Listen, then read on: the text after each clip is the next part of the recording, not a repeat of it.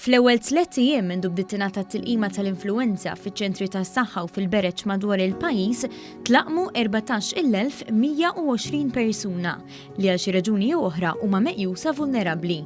L-Erbgħa filgħodu kru ta' dan l-istazzjon sebaħ fiċ-Ċentru tas-Saħħa fil-Furjana fejn tkellem maċ-Charge Nurse Clotty Spiteri dwar l-andament tat-tilqim tal-influwenza.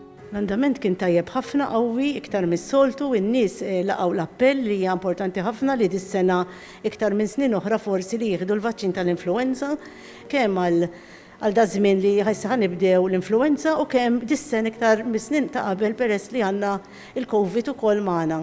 L-infermiera spjegat li l-vaċċin huwa sigur u ngħaqdet mal-appelli tal-awtoritajiet tas-saħħa biex kulħadd jitlaqqam kontra l-influwenza.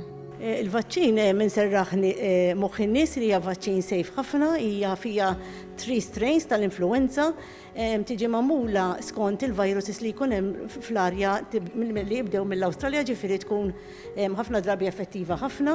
Uħud minn nies li kienu qed jitlaqmu fil-ħin li saret l-intervista għalulna li din is-sena ħassew bżonn akbar li jitlaqmu minħabba l-imxija. Jiena taqbadna ħafna sola u dejjem ħatta. Jiena asmatika u nħoss li hemm il-bżonn li noħodha. Issa fuq dir rigward tal-COVID, isni ħassejt iktar ta' importanza li niġi noħodha. Il-COVID nibża u s-sol iktar ma taf kif nitkisser, tkissinni minn ara dik. Rajt ħafna viżi u iktar isni għatmela sa definitely noħodha. It-tilqima tal-influwenza qed tingħata fiċ-ċentri tas-saħħa kollha f'Malta u f'Għawdex bejn l-10 ta' filgħodu u s-7 ta' filgħaxija. Minnaħa l-oħra l-iskeda tal-ħinijiet tal-bereġ tista' tinkiseb mill-kunsilli lokali. Għalissa huma persuni li għandhom aktar minn 55 sena, tfal minn 6 xhur sa 5 snin, persuni b'mart kroniku u dawk fuq qudiemnet fil-ġlieda fl-imxija li qed jitlaqmu. Imbagħad mill-ewwel ta' Novembru it-tilqima se tingħata bl-ħlas lil kulħadd.